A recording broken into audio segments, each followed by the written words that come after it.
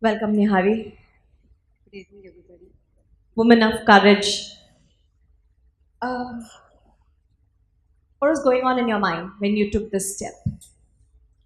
Uh, Before announcing, Hmm. I'd like to ask few questions.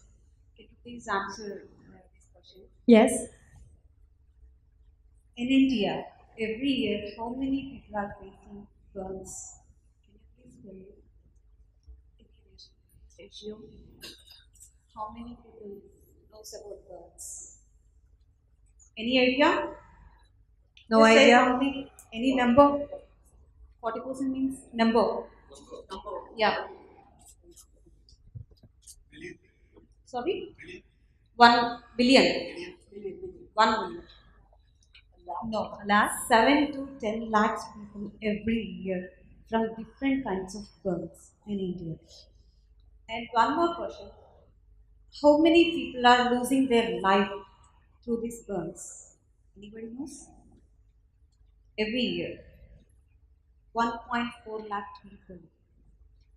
And how many people are disabled? No idea. Why? Why? Because nobody is ready to talk about burns. It's a taboo. 2.4 lakh people every year in India. And last and final question: anybody knows about acid? Acid? Why? Most of the people are saying yes. Yes. No. I guess because there's more awareness about it, probably. Okay. And I have few statistics about acid victims in Maharashtra from 2010 to 2016. 42 women are faced acid attacks. 42 people officially. Unofficially? No idea. Just keep it in your mind, these statistics and everything. Burns, 2.4 lakh disabled people. Acid in India from 2010 to 2016, 1,189 people faced acid attacks in India. Okay? Thank you. Thank you for informing us and kind of making us more aware. That was the purpose of this conversation. And the thought that came to my mind is that when you decided to emulate yourself, what was it that compelled you to do this? When I was in 20, I got married. I don't have any maturity. I'm from a small village background, atmosphere, and with very moral values, tradition. And basically, I'm from Andhra Pradesh, near Vijayawada. It's a small town, very small village that is called Puligedda. Most of the people doesn't know about this village. Uh, I don't know anything about the society and the family and money or anything. I'm the camel baby and a very pampering girl in my home. After my marriage, few days, 15 days of my marriage life, and very happy marriage life, 50 days. 16th day, he was started treated me like a prostitute. The first I faced, just imagine, 16th day, he was treated me like a prostitute.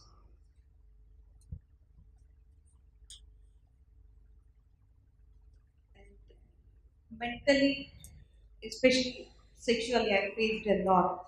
Complete my marriage life was 45 days. Only 45 days my marriage life. Even I am unable to share with my parents How can I share with my parents about these kind of issues? Nobody knows about that. Only four walls, and God knows about this. He's a very lazy guy, and even he don't like to go out for toilet.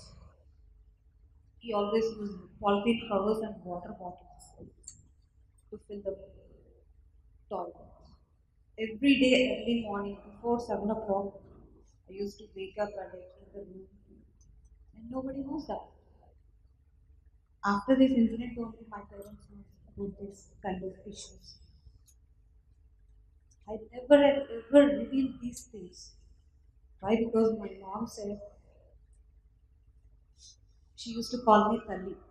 Tali means mother. This is our culture. Just try to compromise. She doesn't know about this. Compromise. It's the early stage of your marriage life.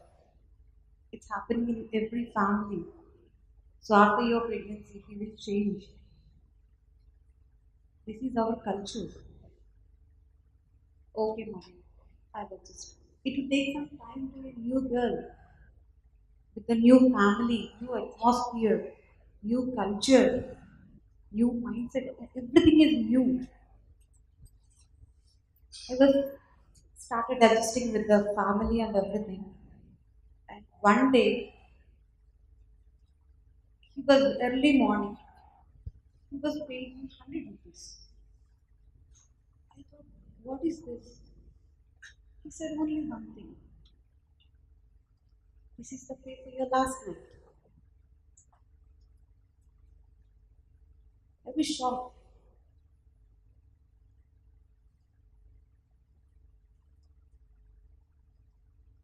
It means he's legally doing prostitution with me.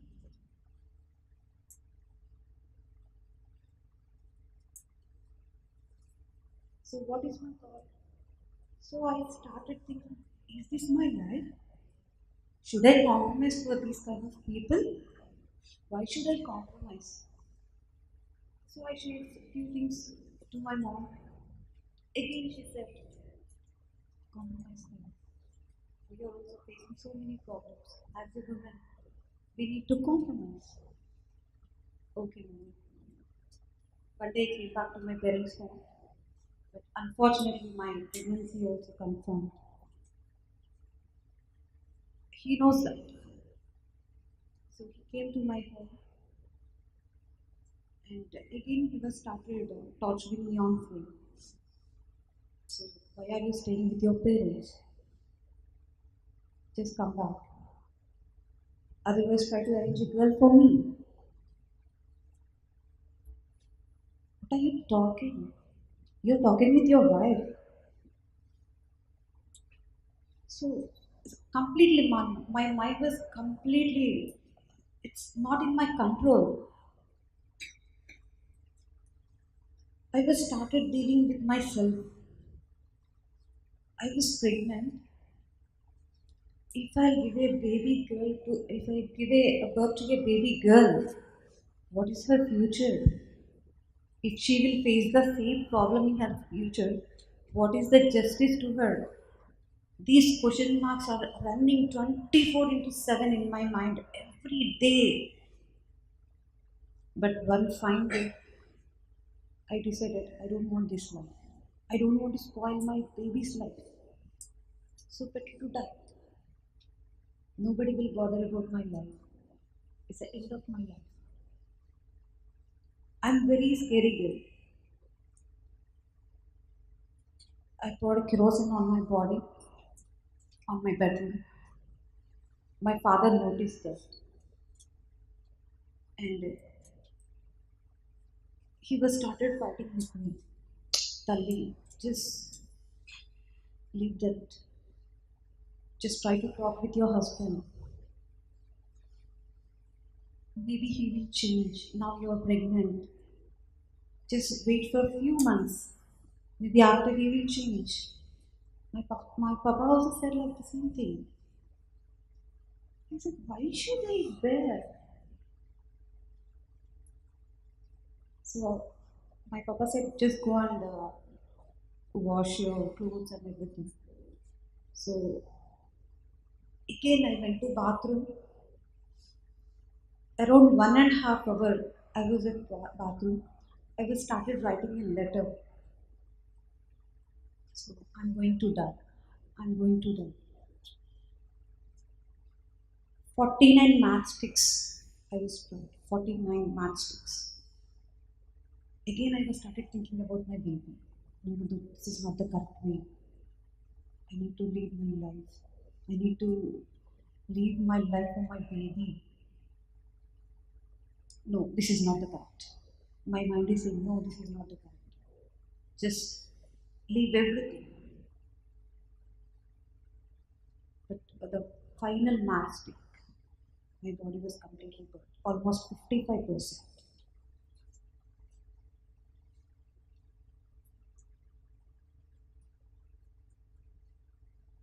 2009, July 7th, midnight, it was happened. Everything is a film story in my life. Everything. Midnight, and we went to one hospital. I respect doctors a lot. A lot. Why? Because now I'm in medical field. I'm working as a plastic and cosmetic surgery counselor. The doctor said the first thing, if any patient will enter in the hospital, what generally will do? Just come and sit. The first thing is come and sit, otherwise lie down. Otherwise they'll in the first time. I was standing in front of the doctor. She was started scolding me. 15 minutes.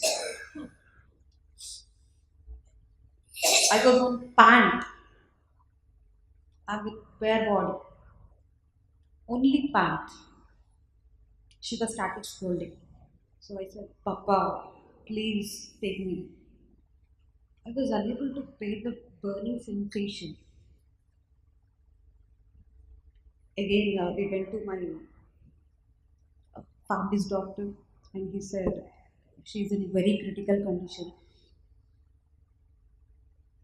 They shifted to one corporate hospital in Vijayawada. The same situation. When I entered that hospital, they said, we are not treating burns. We don't want to admit this patient. We don't have any option. So just take her to government hospital. I'm not unconscious, but I can feel their words, what they are talking. So one doctor noticed me and he said only one thing, she's looking like my sister. I'll take care of this case. I'm the responsible person. And after that 45 days of horrible treatment, almost my papa spent around 7 lakhs. We are from middle class family. Very expensive. He lost everything. I lost my baby on July 21st. That's my mom's birthday. That's her birthday, and that is the return gift to my mom. I lost my baby. That is the only one thing hurting me 24 to 7 till now. I killed my baby. But now I'm giving birth to thousands of burn survivors. That is my life. My one baby life is equal to thousands of burn survivors. I feel like a mother. Only one mother only taking care of her kids. Why? Because I'm a burn survivor. I know the pain. This is my responsibility to do something for my kids. Every burn survivor is my daughter, son. I'm a mother.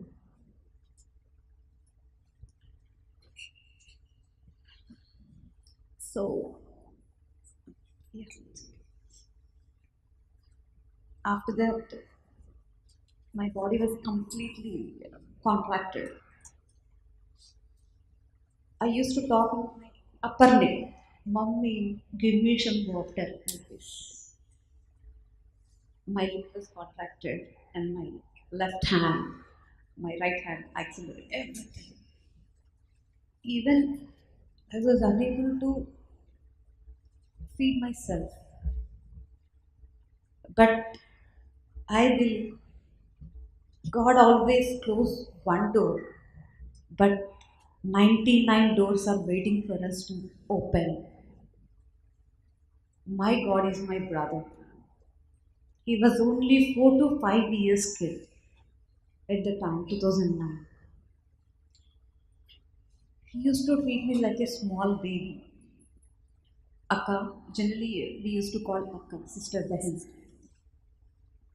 Akka, shall we go out, Akka? And he used to feed me. Even once he was trying to change my clothes, inners also. He's my first inspiration. He's only every time he's giving me boosting. So one day, one of my uncle's son came to my home. I was on bed, and he said, "See, your sister is looking like a devil." He said, "Why are you talking about my akka? Don't talk like this." Till now, he's not talking with that guy. That is the real love. He is my first inspiration. And after that, I was really emotional. So I was started scolding with my parents every time fighting. Now I'm in this condition, and I wanna put a case on him, and he's living his life in very happy way and everything. And he said, my papa said, "You're in this condition. If I file a case or any other thing, you will never come back like my normal girl. Just live it. Chodo. What is the use?" So I was started thinking about karma siddhanta. God is always with me every time. So after that, when I was in bed, I was started sharing my story with other burn survivors with huge burns. Even they are unable to walk, unable to speak, like my condition. So almost 9 years of my struggle. So I feel I'm the very luckiest person. I have some moral support in my life. God given some like a fighter emotions and everything in me because of my grandpa. He's a freedom fighter. So when I was talking with burn survivors, so many people are facing domestic violence till now also. They are committing suicides, but they don't want to put a against the domestic violence case. They are always saying it's an accidental birth. So I was started about births after my 22 multiple surgeries. So four kinds of burns in our society generally: domestic violence, in suicidal or accidental, and sunburns like a normal burns, electrical burns, chemical burns. As a woman, I'm feeling very proud, but I'm thinking about men. As a woman, I'm thinking about men. If a man faces say electrical burns or chemical burns, if he is the head of the family, who will take the responsibility? Is it right or not? Why? Okay. Major parties in burns, people are losing their identity, face identity. They are always losing, and deformity also. Simply, it's a taboo in our society. I face these kind of problems in my life. So after my treatment and everything, I went for an interview, and he said, "Okay, everything is perfect. What's happened to your face?" I said, "I faced fire accident." Fire accident? Can you please show me? I always used to hide my face and hide my hands and everything and everywhere. So I removed my scarf and gloves, and he said, "You're unfit."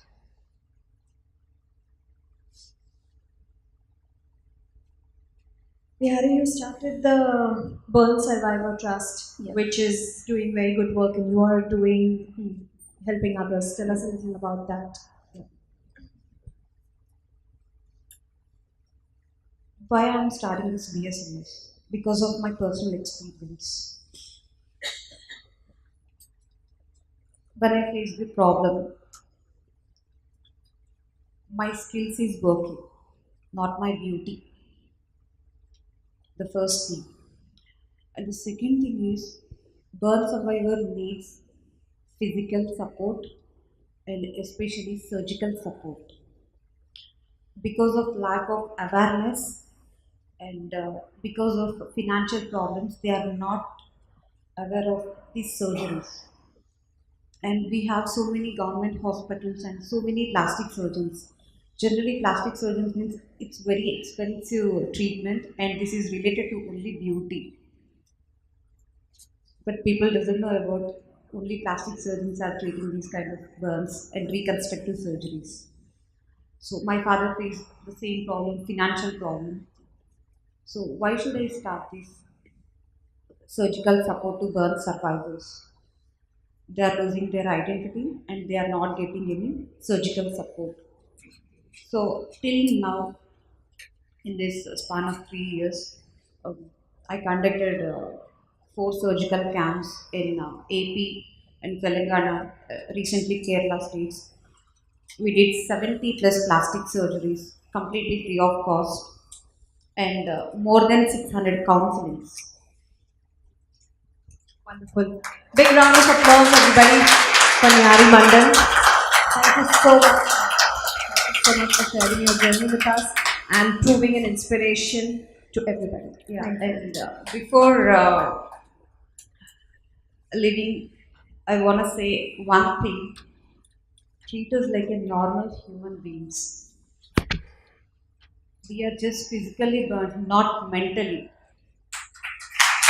And before you burn survivor, try to burn your fingertip first. After that, judges. Acid attacks are getting lots of support. This is not for controversy, these are the facts. Acid attacks are getting support from society and everywhere, but burn survivors are not getting. These statistics are very high, and the government also released 2,930 crores national program against burn injuries.